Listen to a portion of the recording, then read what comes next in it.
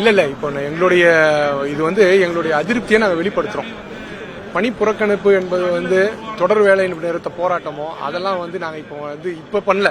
இப்போ வந்து ஒரு அடையாளமா வந்து எங்களுடைய கோவத்தை இங்க இருக்கிற மருத்துவர்கள் வந்து உட்காந்துருக்காங்க. நாங்க வந்து அவங்களுக்கு சப்போர்ட் பண்ணிட்டு இருக்கோம். ஸோ அமைச்சர் 4 மணிக்கு கூப்பிட்டு பேசுறேன்னு சொல்லியிருக்காரு. கண்டிப்பா வந்து கோரிக்கையை நிறைவேற்றி தான் ஆகணும், நிறைவேற்றுவார்ன்ற நம்பிக்கையில தான் இருக்கிறோம். இது வந்து இன்னைக்கு நேற்று நடந்த கோரிக்கைகள்லாம் கிடையாது. கிட்டத்தட்ட எங்க கோரிக்கைகள்லாம் 10 ஆண்டு காலமாக கடந்த ஆட்சியிலையும் நாங்கள் சொன்னதுதான், இந்த ஆட்சியும் நாங்கள் சொல்லிட்டு தான் இருக்கோம். ஸோ இந்த ஆட்சியாளர்கள் வந்து 4வது வருடம் வந்துருச்சு.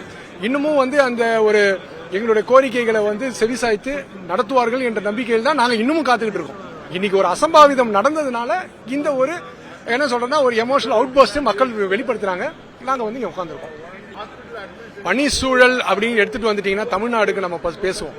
தமிழ்நாடு வந்து பாத்தீங்கன்னா இந்திய அளவிலேயே வந்து நல்ல ஒரு சுகாதார அமைப்பை வச்சிருக்கிறோம். நம்ம அதற்கு காரணம் கடந்த 50 ஆண்டு காலமாக ஆட்சியாளர்கள் அது நாங்க வந்து அரசு மருத்துவர்களும் சேர்ந்துதான் இதை வந்து நல்ல ஒரு கட்டமைப்பை நம்ம ஏற்படுத்தி வச்சிருக்கிறோம்.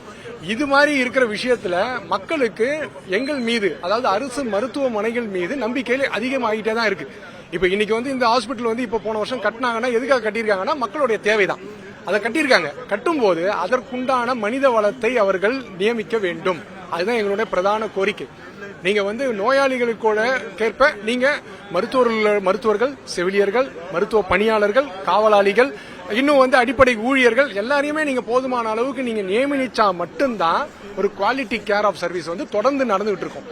இதை வந்து நாங்க கடந்த ஓராண்டு காலமாகவே நாங்கள் வந்து இதை நாங்கள் சொல்லிக்கிட்டு தான் இருக்கிறோம். இப்போ இன்னைக்கு வந்து நிதர்சனமா வெளியில தெரியுது. சோ பணிச்சூழல் என்பது பணிச்சுமையோடு இருக்கிறோம்.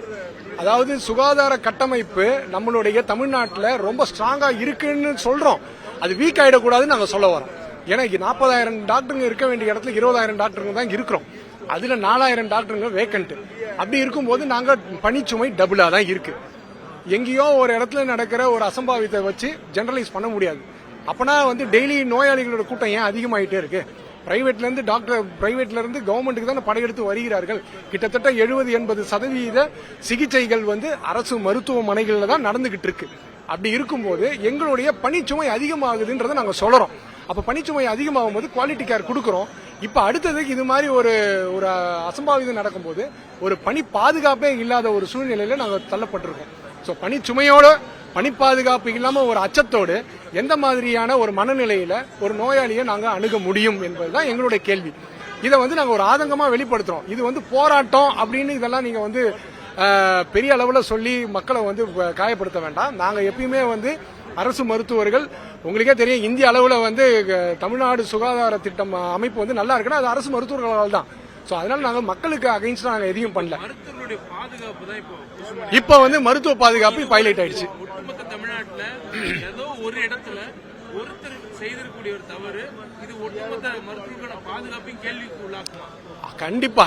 அதாவது என்னன்னா நீங்க நினைக்கிற மாதிரி சிட்டியில ஒரு நகரத்தின் நடுப்பகுதியில் இருக்கிற ஒரு மருத்துவமனை, ஃபேமஸான மருத்துவமனை, அந்த மருத்துவமனையில இது ஒரு அசம்பாவிதம் நடந்திருக்கு. ஆனா தினம் நடந்துகிட்டு இருக்கு.